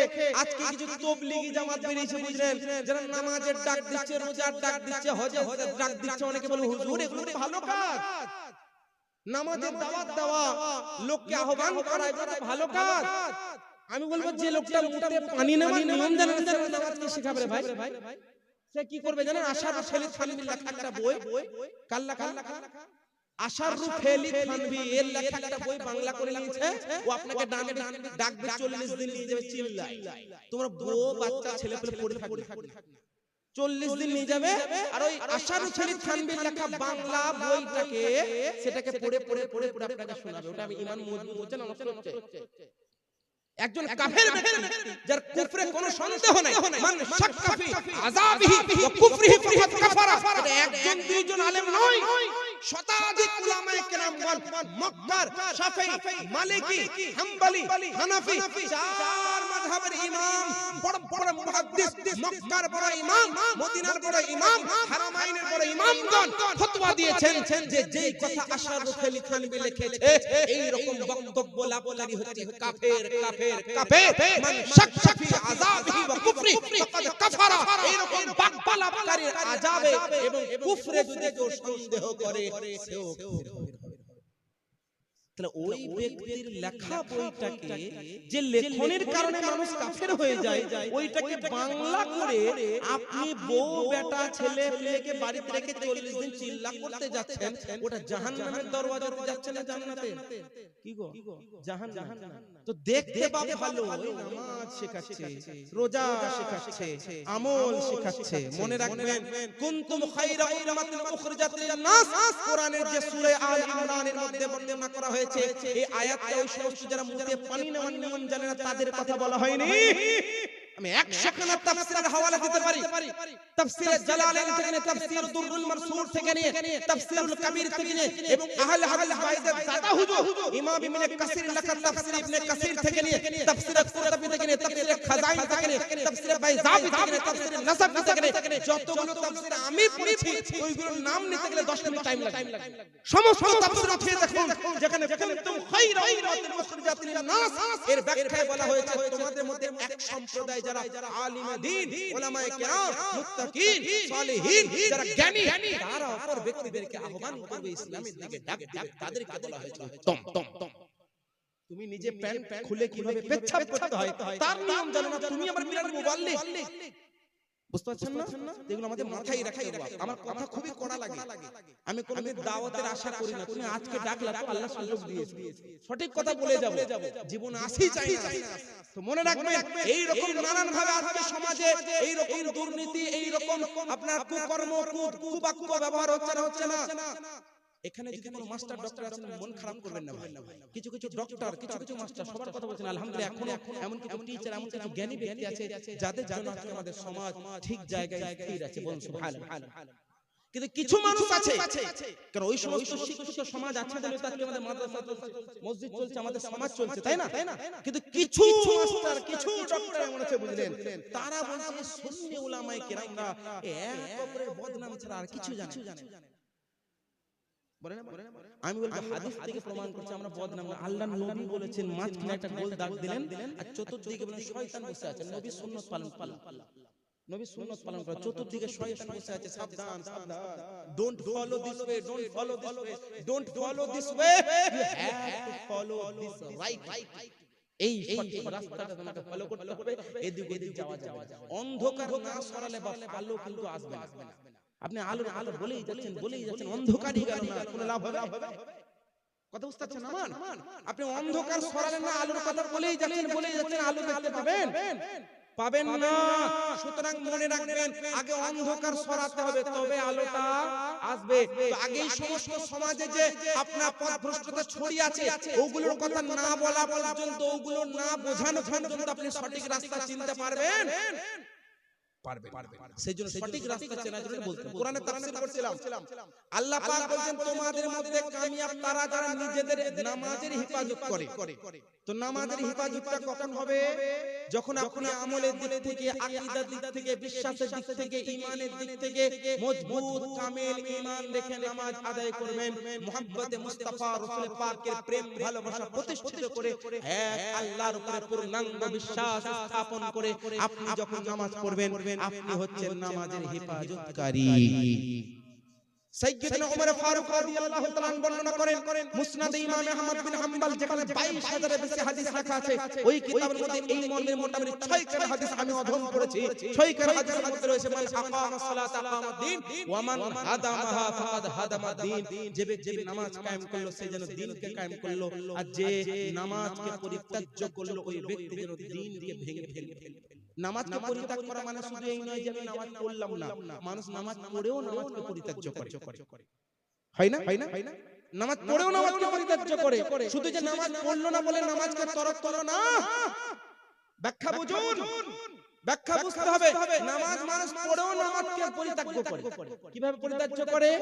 নামাজ পড়ছেন, নামাজের ভিতরের অংশ যেমন আপনি বলছেন আসসালামু আলাইকা আইয়ুহান নবী ওয়া রাহমাতুল্লাহি ওয়া বারাকাতুহু, আসসালামু আলাইনা ওয়া আলা ইবাদিল্লাহিস সালিহিন। বলুন সুবহানাল্লাহ।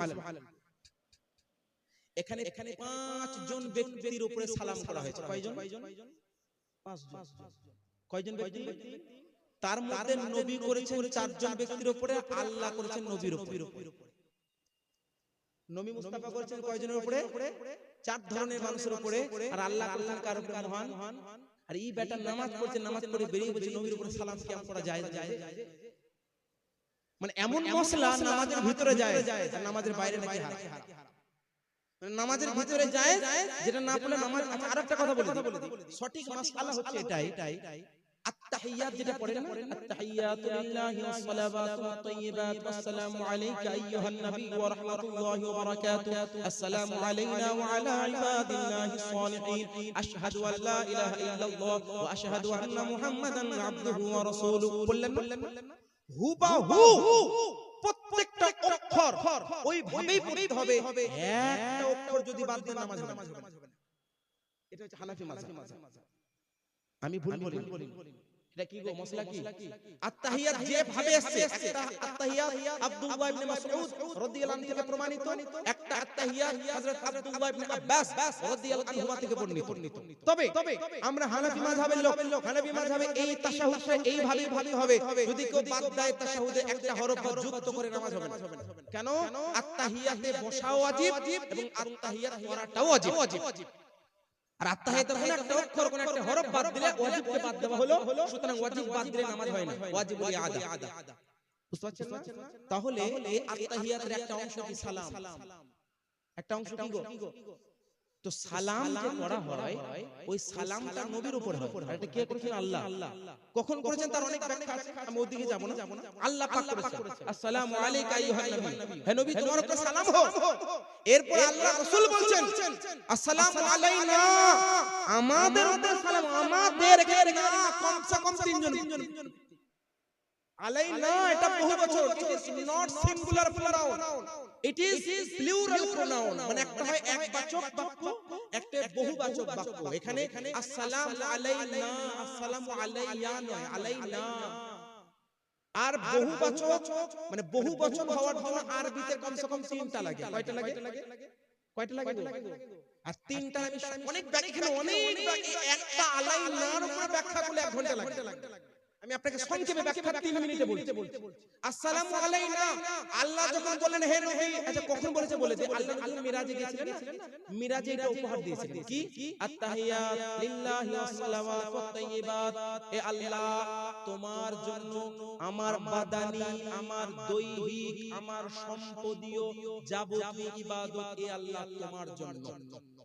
এই উপহারটা কে দিলেন? আল্লাহর নবী। কাকে? আল্লাহকে। তো আল্লাহ উপহার দিচ্ছেন আসসালামু আলাইকা আইয়ুহান নাবিয়্যু ওয়া রাহমাতুল্লাহি ওয়া বারাকাতুহু, হে নবী তোমার উপরে সালাম হোক, আল্লাহর রহমত হোক, আল্লাহর বরকত হোক। এরপর আবার পুনরায় আল্লাহ নবী বলেন না ইয়া আল্লাহ শুধু আমার উপরে নয়, আসসালামু আলাইনা, আমাদের উপর হোক, আলাইনা। এর ব্যাখ্যা একাধিক মুহাদ্দিসিনে কেরাম ব্যাখ্যা করছে, কমসে কম 3টা লাগবে। বাপ কয়টা লাগবে? আচ্ছা আলাইনা এখানে নবী যদি যুক্ত করি তো আগে তো নবীর উপর হয়েছে। আমি যদি নবীকে যুক্ত করি তবে নবী, তারপর হবে সাহাবী, তারপর হবে আহলে বাইত। কয়টা হলো? 3টা। আচ্ছা আহলে বাইত আবার এর অনেকগুলো ব্যাখ্যা আছে। আহলে বাইত বলতে আলে নবী, আর আহলে বাইত বলতে উম্মতে ইজাবাত। মানে আমাদের মধ্যে আপনাদের মধ্যে মুমিন, নবীর প্রেমিক, নবীর আশিক সবাইকে যুক্ত করলেন আল্লাহ রাসূল। আলাইনা তো কমসে কম 3 শ্রেণী মানুষ। ওয়া আলা ইবাদিল্লাহিস সালিহিন, এবং আল্লাহ তোমার নেক বান্দা। এখানে নেক বান্দা বলতে কে? আজকে যদি পেট ফেলে একদম ভুড়ি হয়ে যাচ্ছে আর বলছেন না ওলির কথা নাকি কোরআনে নাই, নাকি আল্লাহ ওয়ালাদের কথা নাকি কোরআনে নেই, হাদিসে নাকি নেই। আমি বলি তোমার নামাজের মধ্যে আল্লাহর ওলির কথা আছে। কিভাবে জানেন? সেটা হচ্ছে আলাইনা ওয়া আলা ইবাদিল্লাহিস সালিহিন। সালিহিন বলতে কারা? এর একটি ব্যাখ্যায় মুফাসসিরিনে কেরাম, মুহাদ্দিসিনে কেরাম বর্ণনা করেছেন সালিহিন বলতে হচ্ছে আল্লাহর ওলিগণ। अल्लाहु अकबर। या अली, अगर कोई कहता है कि I don't find this wali in the holy Quran, আমি বলবো বেটা শোনো, कुरान में हदीस में जाने से पहले ये बात याद रख लो, तुम्हारी नमाज की तकमील नहीं होगी अगर तुम अला इबादिल्लाहि सालिहीन नहीं पढ़ोगे और सालिहीन में अल्लाह के औलिया किराम शामिल हैं। সুতরাং ওলিদের নাম দিলেন। তো কয় শ্রেণী হলো? কমসে কম 3। আমি 4টে করলাম, এরকম 7টা করা যায়। আমি ব্যাখ্যা আগে বানাচ্ছি না, যেটা বলতে যাচ্ছি সেটা শুনেন। তো আজকের যুগে কিছু মানুষ নামাজ পড়ে বের হলো, এশার নামাজ পড়ে বেরিয়ে বলছে নবীর উপরে নাকি সালাম পড়া বিদআত। তুমি সালাম না পড়লে নামাজই হবে না। আর সে নামাজ থেকে বেরিয়ে বলছে নাকি যে না সালাম পড়া বিদআত। তো সে নামাজের হেফাজত করলো না নামাজকে ভেঙে দিল? তো আল্লাহ কোরআনে বলেছেন যারা কামিয়াব তারাই যারা নিজেদের নামাজগুলোর হেফাজত করে। বুঝতে পেরেছেন? আচ্ছা, এরপরে আল্লাহ পাক রব্বুল আলামিন এই যে এখানে 6টি গুণ বর্ণনা করলেন। কয়টা? 6টি গুণ বর্ণনা করলেন মুমিনের। কোরআনের সূরা মুমিনুনে আয়াত নম্বর 1 থেকে আয়াত নম্বর 11 পর্যন্ত আরো লম্বা বিবরণ আছে। 6টি গুণ বর্ণনা করেছে। আর 5টি গুণ আমি আপনারা সবাই জানেন, মুখস্থ আছে কোরআন থেকে। বলছে সূরাতুল বাকারা, প্রথম পারা কোরআনের সূরাতুল বাকারার আয়াত নম্বর 3 থেকে নিয়ে আয়াত নম্বর 7 পর্যন্ত আল্লাহ 4টি গুণ মুমিনের বর্ণনা করেছে। সকলে পড়েন না? الذين يؤمنون بالغيب ويقيمون الصلاة ومما رزقناهم ينفقون والذين يؤمنون بما أنزل إليك وما أنزل من قبلك وبالآخرة هم يوقنون। 5টি গুণ হলো। 6 এর 5 কয়টা হয়? 5টি গুণ শুনেন। আল্লাহ পাক বলেন মুমিন মুসলমান কারা? আল্লাযীনা ইউমিনুনা বিল গায়ব, যারা না দেখে ঈমান আনে। কি করে? যারা না দেখে ঈমান আনে তারা হচ্ছে মুত্তাকিন, তারা হচ্ছে মুমিন, তারা হচ্ছে মুসলমান, আর তারাই হচ্ছে একমাত্র আল্লাহ রাব্বুল আলামিনের প্রিয় বান্দা। তারপর আল্লাহ বলছেন ওয়াকিমুনাস সালাত, যারা নামাজ কায়েম করে। তারপর আল্লাহ বলেন মিম্মা রাযাকনাহুম ইনফিকুন, যারা আমার দেওয়া জীবিকা থেকে আমার রাস্তায় ব্যয় করে। কয়টা গুণ? 3টা। 4 নম্বর গুণ ওয়াল্লাযীনা ইউমিনুনা বিমা উনজিলা ইলাইকা ওয়া মা উনজিলা মিন ক্বাবলিক। আসমানি যত কিতাব, কতগুলি কিতাব আছে আসমানি? জানেন তো বলেন, না জানেন তো বলার দরকার নেই, বড় কিছু জানি না। জানেন? 104টি। কয়টি? 100টিকে বলা হয় সাহিফা, 4টিকে বলা হয় কিতাব। 104টি কিতাবের উপরে এবং হে নবী আপনার পূর্বে যে 103টি এবং আপনার উপরে যে কোরআন, এই আল্লাহর ওহী, আল্লাহর যত কিতাব নাজিল করেছে সবগুলোর উপরে ঈমান বিশ্বাস রাখা, এইটা হচ্ছে মুমিনের গুণ। কয়টা হলো? 4টি। ওয়াবিল আখিরাতি হুম ইউকিনুন, এবং যারা পরকালের উপরে বিশ্বাস রাখে। এখানে কয়টি গুণ বলা হলো? তবে কোরআন থেকে প্রমাণ করলাম একজন মুমিন মুসলমান হওয়ার জন্য এই 11টি গুণ প্রধান ভাবে থাকতে হবে, যেটা কোরআনের মধ্যে আছে। আরো 4টি গুণ আছে, শুনে। আরো কয়টি গুণ? আমি কয়টি বলেছিলাম? 15টা। আমি বক্তব্য এখন শুরু করতে করতে আমার বক্তব্যটা শেষ। মানে ওই যে গোল যে দাগটা, সঠিক রাস্তা, ওইটাই প্রমাণ করার জন্য শেষ হতে। আমি একটু দ্রুত বেগে বলি। কোরআনের আয়াত, পবিত্র কোরআন পারা নম্বর 26 সূরা হুজুরাত আয়াত নম্বর 1 থেকে আয়াত নম্বর 7 পর্যন্ত। কয়টা গুণ আছে ওখানে? 4টা। শুনেন, আল্লাহ পাক বলেন ইয়া আইয়ুহাল্লাযীনা আমানু লা তারফাউ আসওয়াতাকুম ফাওকা সাওতিন নাবিয়্যি ওয়া লা তাজহারু লাহু বিল কওলি কাজহারি বা'দিকুম লিবা'দ আন তাহবাতা আমালুকুম ওয়া আনতুম লা তাশউরুন। আল্লাহ পাক বলছেন হে ঈমানদার, লা তারফাউ আসওয়াতাকুম, নিজেদের আওয়াজগুলোকে উঁচু করিও না, ফাওকা সাওতিন নাবিয়্যি, নবী মুস্তাফার আওয়াজের উপরে উঁচু করিও না। এই আয়াতটা নাযিল হওয়ার শানে নুজুল অনেকগুলো বর্ণনা করা হয়েছে, আমি একটাই বলছি। আল্লাহ নবীর যুগে কিছু ব্যক্তি আল্লাহ রাসূলের মোবারক হুজরার বাইরে নবী মুস্তাফাকে ডাক দিতেন, হে নবী মুহাম্মদ, হে নবী মুহাম্মদ, এইভাবে ডাকতেন। কিন্তু ইনারা মুমিন ছিলেন, সাহাবী ছিলেন। আবার অনেকে বলেছেন না, এরা মুনাফিক ছিল। কি ছিল? মুনাফিক। তো যাই হোক, তারা মুমিন ছিলেন, যেহেতু কোরআনে বলেছে আইয়ুহাল্লাযীনা আমানু, তো মুমিন ছিলেন। তো তারা নব মুসলমান ছিলেন, নতুন ইসলাম গ্রহণ করেছিলেন। তারা জানতেন না নবী মুস্তাফার দরবারের আদব কি। এখানে কোরআনে আল্লাহ শিখিয়েছেন আদাবে মুস্তাফা, আদাবে দরবারে মুস্তাফা। আল্লাহ পাক বলেন হে ঈমানদার, তোমরা নিজেদের আওয়াজগুলো নবীর আওয়াজের উপরে করিও না।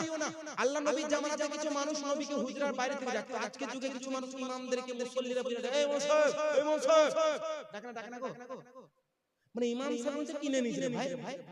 সে বেচারা আলিমে দ্বীন একজন মাওলানা সাহেব, উনি 11 বছর 12 বছর 20 বছর পড়াশোনা করেছেন সমাজের জন্য, আপনাদের জন্য পড়াশোনা করেন, আপনাদের জন্য, আপনাদের আখিরাতের ভালাইয়ের জন্য, আপনাদের নামাজ সঠিক করার জন্য, আপনাদেরকে নামাজ পড়াচ্ছেন। এই ইমাম সাহেব, এই ইমাম সাহেব, এমন করে ডাক দেয় বুঝলেন, বাপ রে বাপ। কিন্তু হ্যাঁ, এখন মাশাআল্লাহ এমন কিছু জায়গা আছে যেখানে আলহামদুলিল্লাহ মুসল্লিগণ শিক্ষিত এবং উচিত কথা বলেন।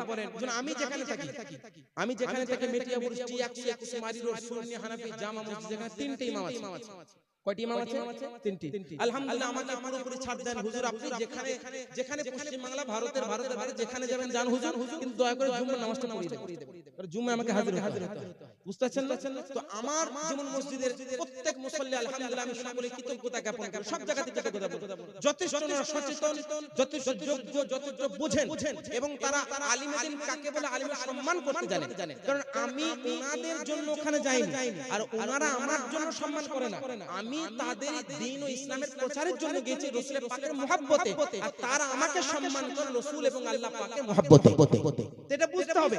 অনেক জায়গায় এই ইমাম সাহেব, এই ইমাম সাহেব, দরজার বাইরে থেকে গিয়ে যে হুজুরের বাইরে যে সালাম দিল, অপেক্ষা করলে যে হুজুর বের হবে, খেচা পেট ফুলাচ্ছে, আওয়াজ দেয়, এরকম বলে না। এরকম লোক আছে খেচে আর ঘুমাচ্ছে, আর কথা আওয়াজ শুনতে পায় না, দরজা লাগিয়ে ঘুমাচ্ছে, ঘুমই হয় না, সারাদিন খাচ্ছে আর ঘুমাচ্ছে, তাও না কিছু হয় না। বলো নাউজুবিল্লাহ, আল্লাহ এগুলো এই সমস্ত কাছ থেকে আল্লাহ দূরে রাখুন। এরকম আছে না? নাই গো? মনে রাখবেন, একটা হাঁটা আমার সাধারণ একটা এখানে ইমাম সাহেব থাকতে না বোঝাতে, একটা লোক 30 বছর 40 বছর বয়স হলো, আজকে যদি বেরিয়ে যায় না, কমসে কম 7 থেকে 800 টাকা ইনকাম করে আনবে না? আরে বাদ দেন, 500 পারবে না? 500 টাকা কেন? দেখুন, একটা হয় কাউকে টাইমে বেঁধে দেওয়া, আর একটা হয় কি তুমি সকাল 8টায় এসো, বিকেল 4টার মধ্যে ছেড়ে দাও, এটা আলাদা ব্যাপার। আপনি কি না ফজর থেকে এসা পর্যন্ত থাকতে টাইমে বেঁধে দিলেন, 24 ঘন্টা ডিউটি, দিনে কত টাকা? মাসে 7 থেকে 8 10,000 উপরে তো যায় না, অধিকাংশ মসজিদ 10,000 উপরে যায় না, তো দিনে কত টাকা? 300 উপরে যায় না, 300 উপরে যায় না, এমন আছে 200 টাকাও দেয়, 100 টাকা এখনো আছে। যেগুলো এগুলো ভাবতে হবে, বুঝলেন ভাই?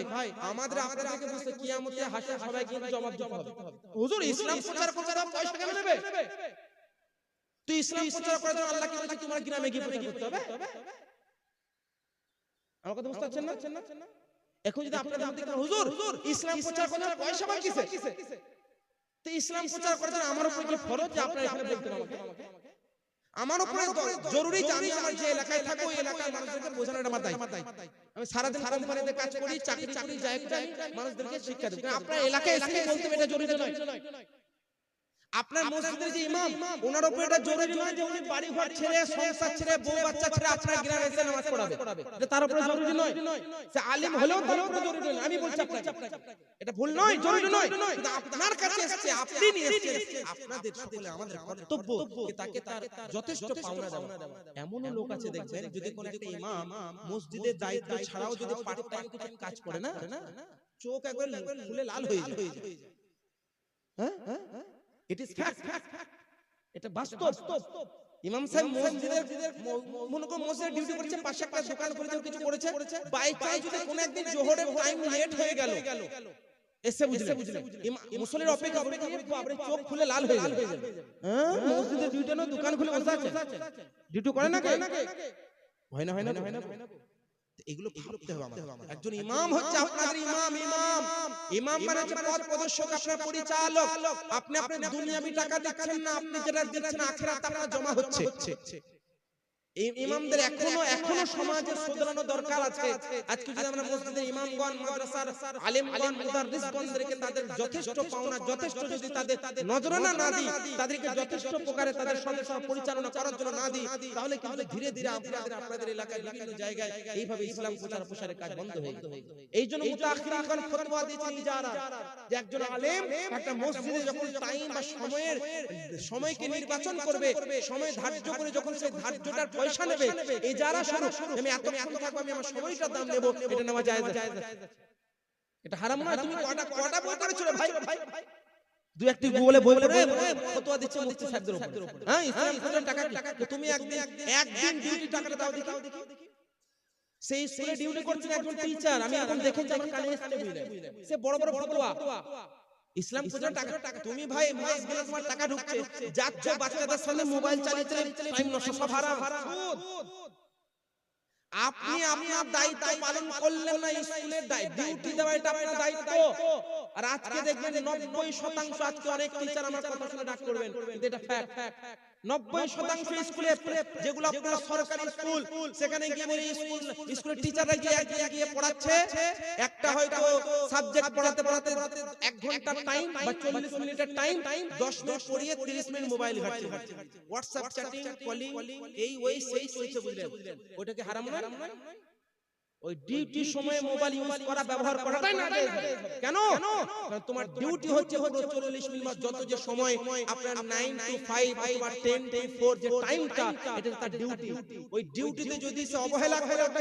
হিসাব হবে তো ওইগুলোতে তখন বোঝে না মাওলানা সাহেব ইমাম সাহেব দিকে তো মনে রাখবেন এটা আমাদের বুঝতে হবে হাদিস শুনছেন কোরআন শুনছেন এর মানে হচ্ছে আপনাকে বোঝা you have to apply this way in your lifestyle আপনার জীবন যাপনের পদ্ধতিতে এই রাস্তাগুলো নিয়ে আসতে হবে তো যে বিষয়টা বলছিলাম কোরআনে সূরা হুজুরাতে আল্লাহ চারটি গুণ বয়ান করেছেন তো 11 4 15 হয় প্রথম গুণ কি যে আল্লাহর নবীর আওয়াজের উপরে আওয়াজ উঁচু করা যাবে না বলবেন হুজুর এই আয়াতটা তো সাহাবীদের যুগে যথেষ্ট সাহাবীদের যুগে আল্লাহর নবীর আওয়াজ তারা শুনতে পেতেন তো তারা আস্তে ধীরে ধীরে ডাকতেন আমরা তো এখন নবীর আওয়াজ শুনতে পাচ্ছি না আমরা যদি উঁচু করে বলি তো রাসূলের পাকের চাইতে উঁচু হলো কমলে কি করে বুঝবো তের প্রকাশ্য অর্থ হলো আওয়াজ উঁচু করা এর রূহানি তাফসীর কি জানেন আওয়াজ উঁচু করা মানে রাসূলের পাক যেটা বলেছেন ওইটাকে সর্বশেষ কথা বলে নিজের জীবনে বাস্তবায়ন করা আর ওখানে